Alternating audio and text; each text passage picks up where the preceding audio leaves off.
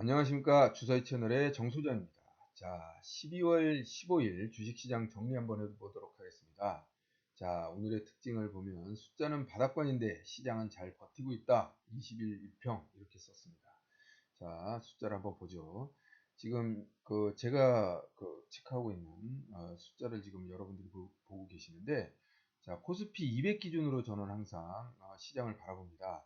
코스피 200이라는 것은 결국 대형주를 말하는 것이고, 대형주는 또 다르게 얘기하면 시장 전체의 흐름을 좌우하는 그런 지수라고 할 수가 있겠습니다. 그래서 코스피 200 지수가 버텨줘야만, 하다못해 중소형주 랠리를 보인다손 치더라도 시장이 버텨야 중소형주 랠리가 지속성을 갖는 것이고, 우리는 또 주사위 채널 특징이 추세 매매이기 때문에, 추세 매매라는 건 추세를 이루어야만, 상승 추세를 이루어야만 수익을 얻을 수 있지 않겠습니까? 그래서 시장의 어떤 흐름을 대변하는 대형주 코스피 200 지수를 기준으로 항상 살펴보고 있습니다.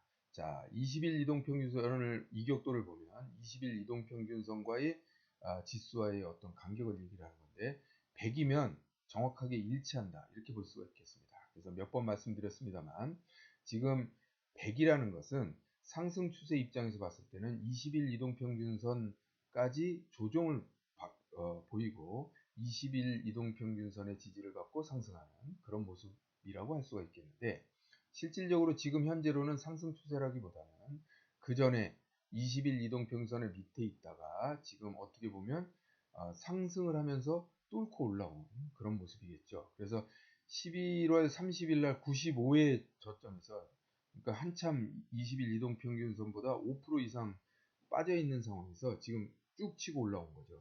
그래갖고 12월 9일 날 20일 이동평균선을 2% 정도 돌파를 했다가 지금 다시 지지선 테스트를 하고 있는 그런 국면이라고 할 수 있겠습니다. 자, 근데 방금 전에 제가 뭐라고 했죠? 숫자는 바닥권인데 시장은 잘 버티고 있다. 20일 이동평균선은 지금 잘 버티고 있다라는 의미가 될 것이고요. 그럼 숫자는, 지금 바닥권이라는 숫자는 어디서 나왔느냐? 자, 정배열과 역배열 한번 보겠습니다.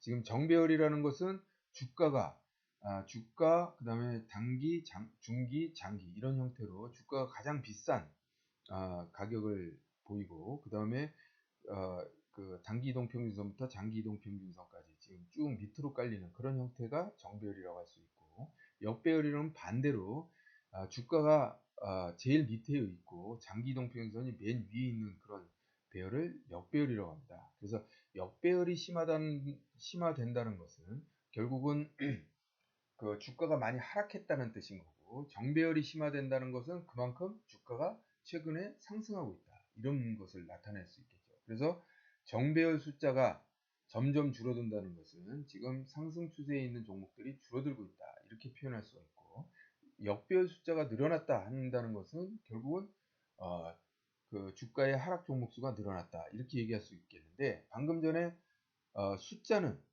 바닥권이다 라고 얘기한 부분이 바로 여기에 있습니다. 역배열 숫자가 지금 보시다시피 357, 412, 500, 그 다음에 543, 오늘 드디어 543까지 나왔습니다. 그래서 그동안의 상황을 보면 682가 키움증권의 검색식의 한계입니다. 그러니까 가장 많이, 그러니까 682를 넘으면 682밖에 안 나와요.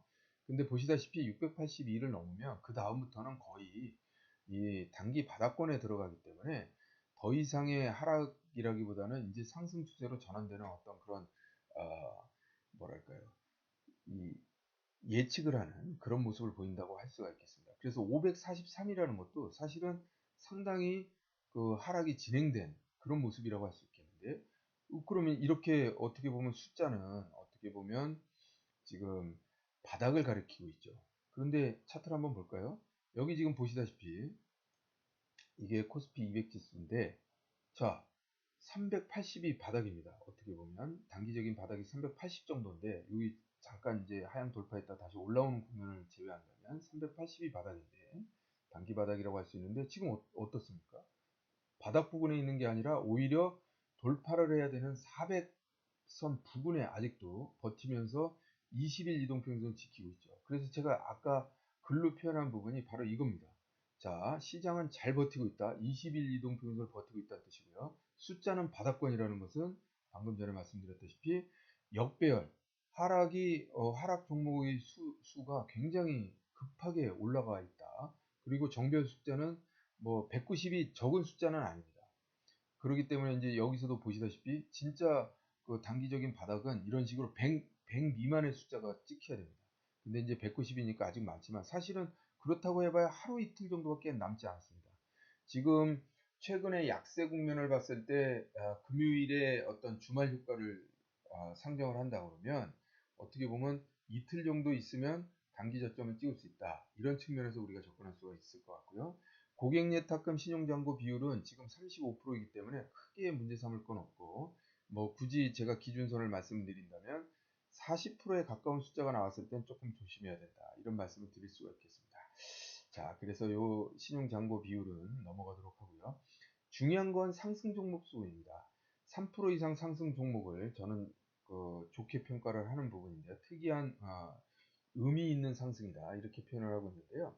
지금 보시다시피 136개. 이게 136개가 중요한 게 아니라 어제 114개에서 136개로 돌아섰다는 게 중요한 겁니다. 그래서 지금 어떻게 보면 상승 종목 수가 지금 조금 늘어났다. 지금 보십시오. 역배열도 늘어났는데 상승 종목 수도 늘어나는 그런 형태를 보여주고 있고 52주 최고가는 이제 똑같이 한 개였고 다만 4주 신고가가 또 바뀌었습니다. 41개에서 55개로 늘어났다. 그러니까 어제보다는 오늘 장이 지금 살짝 돌아섰다.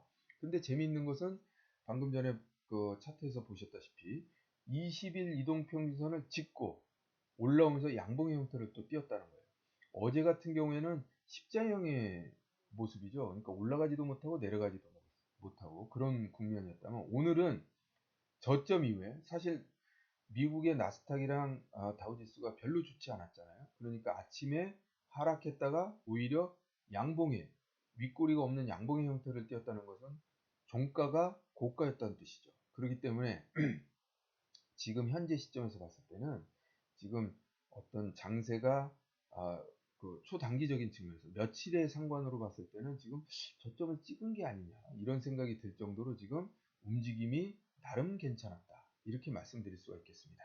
그래서 지금 말씀드렸다시피 숫자는 바닥권인데 시장은 잘 버티고 있다. 그렇다고 그러면 우리는 그 떨어질 상황에서 떨어지지 않는다면 어떻게 되겠습니까? 또 올라가는 걸 기대해야겠죠. 그래서 이제 이런 부분들 살펴볼 필요가 있는데 다만 주목할 점에서 우리는 어제도 얘기했습니다만 12월 말까지는 대주주 양도세 문제가 계속 지배할 것이다. 그렇기 때문에 전강후야 그리고 또 빠른 순환매 오늘도 보면 어제 그 리뷰 종목에서 상당히 좋은 모습을 보였다가 금방 어떤 뭐랄까 윗꼬리를 심하게 달거나 그리고 또 오히려 음봉으로 전환되는 그런 상황들이 많이 보여졌습니다. 그러니까 지금은 사실 이 뭐랄까요 지속성이 떨어지는 그런 장세다 보니까 빠른 순환매에 우리가 미리 길목 지키기 내지는 눌림목 매매 이런 부분들이 필요한 것이지 쫓아가는 전략으로 잘못하면 단기 고점을 잡을 수가 있다.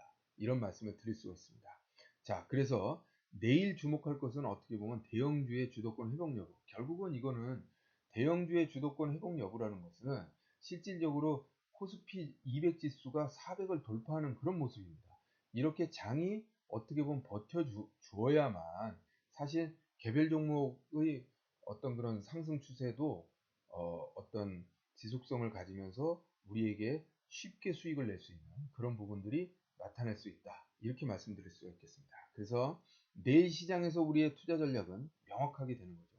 단기 투자자 입장에서는 저점 매수에 주력하라. 이게 저점 매수라는 게 무슨 소리냐면 떨어지는 종목을 무조건 사라는 뜻이 아니라 그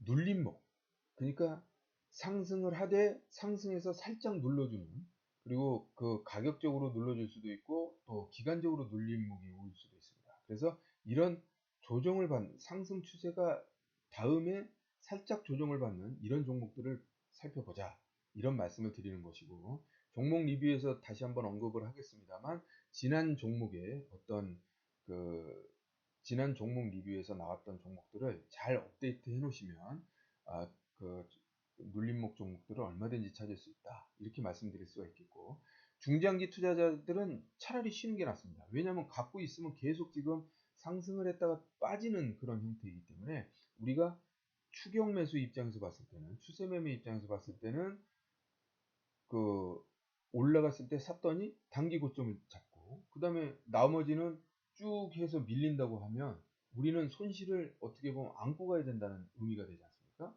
그렇기 때문에 이럴 때는 살짝 우리의 투자 전략을 비틀어서 접근할 필요가 있습니다. 그래서 잘 재빠르게 대응할 수 없는 분들은 차라리 좀 쉬는 게 나을 수도 있고, 그리고 장기 성장성이 확인된 종목들을 차라리 음봉타법의 형태로 떨어질 때마다 조금씩 모아가는 그런 형태로 접근할 수가 있다.